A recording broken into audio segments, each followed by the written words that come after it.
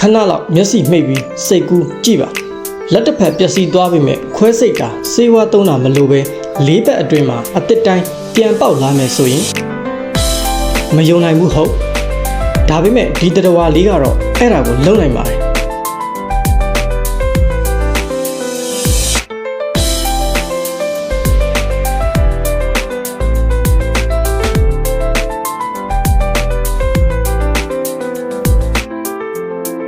သူ့ရဲ့နာမည်က Axolotl လို့ခေါ်ပါတယ်။သူကတာမန်တရိတ်ဆန်မဟုတ်ပါဘူး။သူကတေချင်းတရားရဲ့နိယာမကိုစန့်ကျင်နေတဲ့တက်ရှိဗဟေရီပဲဖြစ်ပါတယ်။ဒီနေ့မှာတော့သိပ္ပံပညာရှင်တွေတုံးလုံးခြောက်ခြားနေရတဲ့ဒီ Axolotl ရဲ့အသက်ရှည်ခြင်းလှုပ်ဝက်ချက်နဲ့သူ့ရဲ့ DNA တွေကဆဲပြုပြင်ရေး master plan ကိုကျွန်တော်တို့ဖော်ထုတ်ကြပါမယ်။ဗီဒီယိုလေးမစခင်မှာ channel လေးကို like and subscribe လေးနှိပ်ပေးခဲ့ကြဖို့တောင်းဆိုပါရစေ။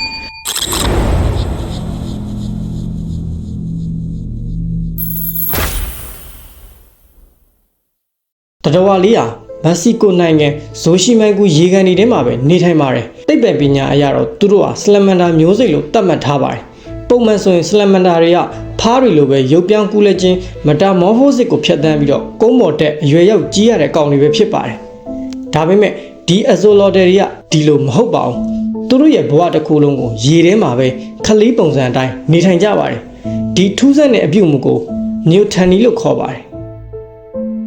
သူတို့ကမျိုးပွားနိုင်တဲ့အရွယ်ကိုရောက်နေပေမဲ့ရုပ်ပိုင်းဆိုင်ရာအနေအထားကတော့လူငယ်တဘာဝအတိုင်းပါပဲ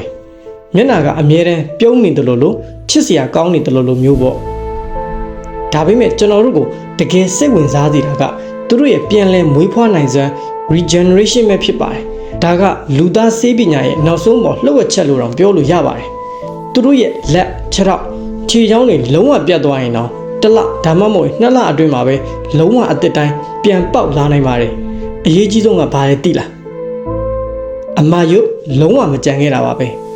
Axolotl ရဲ့ဆဲမှာထူးခြားတဲ့စွမ်းရည်ရှိပါတယ်ပျက်စီးသွားတဲ့နေရာမှာ Blastema လို့ခေါ်တဲ့ဘယ်ဆဲအမျိုးအစားမဆိုပြောင်းလဲနိုင်တဲ့ stem cell အစုအဝေးကိုလျှင်မြန်စွာဖန်တီးလိုက်ပါတယ်ပြီးရင်အယိုးအာယုံကြောအရည်ပြားစတဲ့ဆဲတွေဖြစ်တိကျစွာပြန်လည်ပုံဖော်ပစ်လိုက်ပါတယ်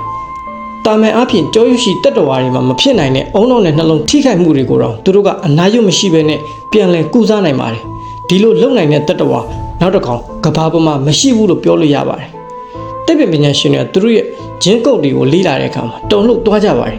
သူတွေဒီတွေရဲ့အဆိုအရဒီဂျင်းကုတ်တွေထဲမှာအမာရွတ်မဖြစ်စေတဲ့မျိုးရိုးဗီဇနဲ့ဆဲတွေကိုမူလပုံစံတိုင်းပြန်ပြောင်းဖွဲ့စည်းဖို့ညွှန်ကြားတဲ့မျိုးဗီဇပါဝင်နေတာပါ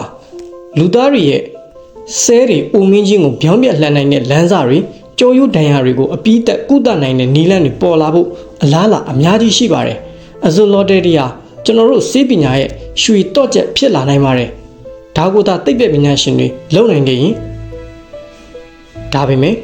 စိတ်မကောင်းစရာအမှန်တရားတစ်ခုရှိပါတယ်။ဒီလိုအဖို့မဖြတ်နိုင်တဲ့တတ္တဝါလေးတွေဟာတဘာဝတောထဲမှာမျိုးတုံးလုံးနီးပါးအဆင့်ကိုရောက်နေပါပြီ။သူတို့ရဲ့တစ်ခုတည်းသောနေထိုင်ရာဇိုရှိမိုင်ကူရေကန်တွေကမက္ကဆီကိုစီးတီးရဲ့ကြီးထွားလာမှုကြောင့်ရေထုညစ်ညမ်းမှုနဲ့ရေခမ်းခြောက်မှုတွေကိုရင်ဆိုင်နေရပါတယ်။ကျွန်တော်တို့ကကမ္ဘာအကြီးမားဆုံးဆေးပညာရဲ့လှုပ်ဝက်ချက်ကိုဖော်ထုတ်ဖို့နီးစပ်နေပါပြီ။ဒါပေမဲ့ဒီလှုပ်ဝက်ချက်ကိုကန်ဆောင်ထားတဲ့တတဝါလေးပျောက်ကွယ်သွားအောင်ခွင့်ပြုမိတော်မှာလား။ဒီကိစ္စကိုအလေးနဲ့ထားဖို့အချိန်ကျပါပြီ။ကမ္ဘာဆေးပညာကိုကယ်တင်မဲ့ဒီတတဝါလေးကိုကယ်တင်ဖို့အလေးနဲ့ထားသင့်ပါတယ်။ဒီနေ့မှာတော့အသက်ချေရင်ရဲ့လှုပ်ဝက်ချက်ဖြစ်တဲ့ Axolotl ရဲ့အကြောင်းကိုတင်ဆက်ပေးခဲ့တာပဲဖြစ်ပါတယ်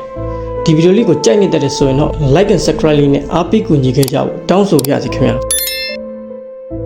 နောက်ဗီဒီယိုဒီမှာပြန်ဆုံပါမယ်